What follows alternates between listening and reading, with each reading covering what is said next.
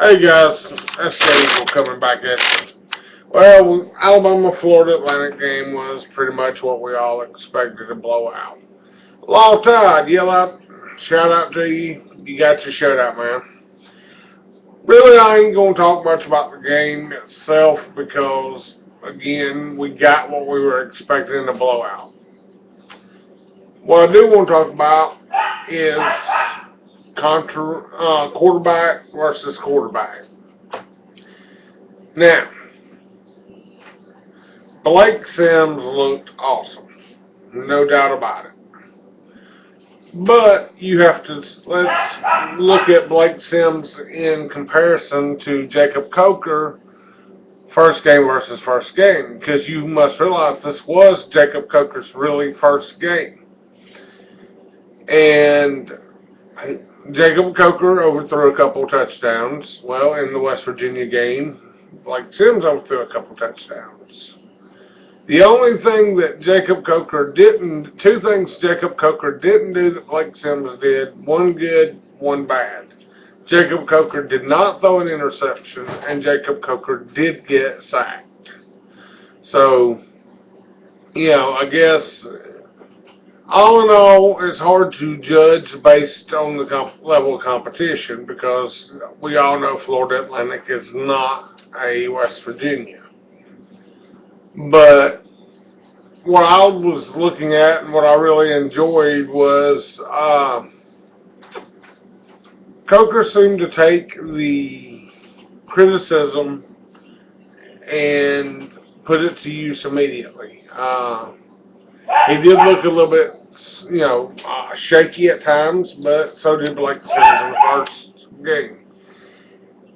If I was Coach Saban, Florida game was tomorrow, who would I start? Ding, ding, ding, ding, ding. Bring your head against the wall. I had to start one over the other. I would start Blake Sims. Coker looked fresh, looked good. I would not have a problem putting him in as a starting quarterback. I have a Chihuahuas that don't know how to shut up. But anyway, as far as just overall body of work off the Florida Atlantic game, I would have to put Phillip Sims in to start. Or Blake Sims. Sorry, guys. But I would feel comfortable starting either one. I do like the elusiveness Blake Sims brings to the offense. I think that's going to help us a lot. Blake Sims seems to work best in the hurry-up offense. I think that would help us a lot. It would, cause some problems with the defense. Maybe we should start using Blake Sims against the first-string defense in practice. Start running some offensive, to help that. Now, on to the defense. Vastly improved. The one thing I did see, I can't remember his name right off the top of my head, number 5, 50-50. One time he got caught with his hand in the cookie jar for a pass interference. The other time, I think it was a call that should have been left alone. I think Eddie Jackson being back is an answer to prayers. I think Sylvia will be a good player. I just don't know when. I think he needs a lot of work.